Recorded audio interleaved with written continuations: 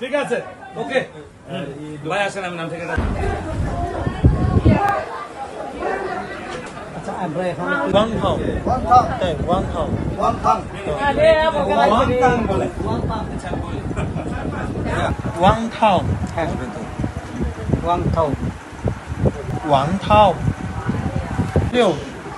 সম্পর্ক হয়েছে একটা অ্যাপসের মাধ্যমে। আর আমাদের বেশি দিন হয় না সম্পর্কের, এই রানিং 1.5 মাস হচ্ছে। তো আমাদের রিলেশনের যে 1.5 মাসের চলাকালীন আমি বলেছিলাম যে তুমি কি সত্যি আমাকে বিয়ে করবে বা আমাকে পছন্দ করো, তুমি কি এখানে আসবে? সে বলেছে তোমার জন্য আমি মুসলিমও হব, তোমার জন্য আমি আমার দেশে থেকে তোমাকে নিয়ে যাব, পরে আমরা একসাথে বিয়ে করে আমরা ওইখানে চলে যাবো। সম্পর্ক হয়েছে একটা অ্যাপসের মাধ্যমে। আর আমাদের বেশি দিন হয় না সম্পর্কের, এই রানিং 1.5 মাস হচ্ছে। তো আমাদের রিলেশনের যে 1.5 মাসের চলাকালীন আমি বলেছিলাম যে তুমি কি সত্যি আমাকে বিয়ে করবে বা আমাকে পছন্দ করো, তুমি কি এখানে আসবে? সে বলেছে তোমার জন্য আমি মুসলিমও হব, তোমার জন্য আমি আমার দেশে থেকে তোমাকে নিয়ে যাব, পরে আমরা একসাথে বিয়ে করে আমরা ওইখানে চলে যাবো আমাদের চায়না দেশে। তারপরে বলেছি তো ঠিক আছে, তুমি যদি আসতে পারো তো আসবে। তবে আমি ভাবনা করি না যে সত্যি সত্যি সে চলে আসবে আমাদের, মানে আমার প্রেমের টানে। আমি অনেক জায়গায় দেখেছি যে সে মানে কি বলবো, অনেক জায়গাতে দেখেছি মানুষেরা আসতেছে মানে বিয়ে করার জন্য, কিন্তু আমি যে আমার সাথে এরকমটা হবে আমি চিন্তা ভাবনা করি নাই। আর আমি জানি যে এগুলো ভালো জিনিস নয়, তবে এগুলো যে ভালো নয় সেটা জানি। আমি নার্ভাস হচ্ছি, কথা বলতে পারতেছি না। তবে আমি নিজে খুব প্রাউড ফিল করতেছি, কারণ এইসব কাজ আমি ভাবতেও পারি না করবো, বা আমার বাবা মা বাপ চাচা একটু খুশি হবে যে আমি এসব করে আমার বাবা মার একটু নাম করতেছি আশা করি। তো আমিও খুব ভালো আছি তার সাথে। ইনশাল্লাহ কালকে আমাদের করে গিয়ে বিয়ে হবে, আমার বাপ চাচা বলতেছে। তারপর সে মুসলিম হবে, আমিও তাকে খুব ভালোবাসি এবং খুব পছন্দ করি।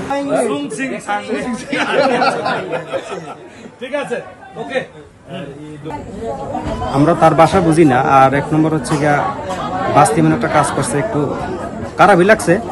তারপরে উনি আসার পরে ওনার ব্যবহার চলাচলতি মোবাইল অ্যাপসের মাধ্যমে আমরা কথা বলছি না, খুবই ভালো।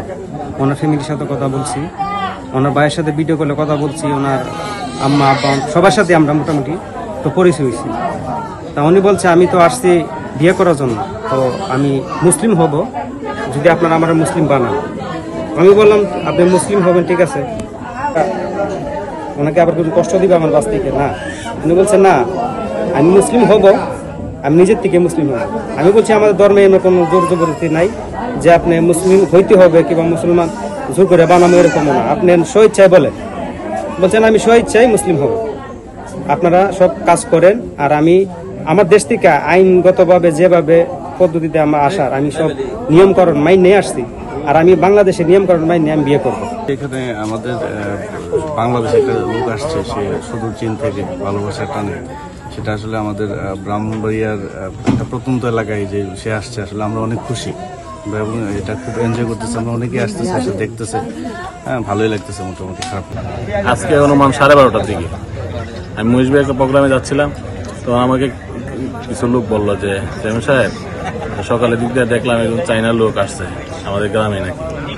আর তাকে ঘিরে সবাই এখন উৎসুক জনতা ভিড় করতেছে, জিজ্ঞাসা করতেছে, জানতে চাচ্ছে কি বিষয় আসছে কি, এতটুকু আমি অ্যাপসের মাধ্যমে। তারপর বিয়ে করছেন? বিয়ে করবেন?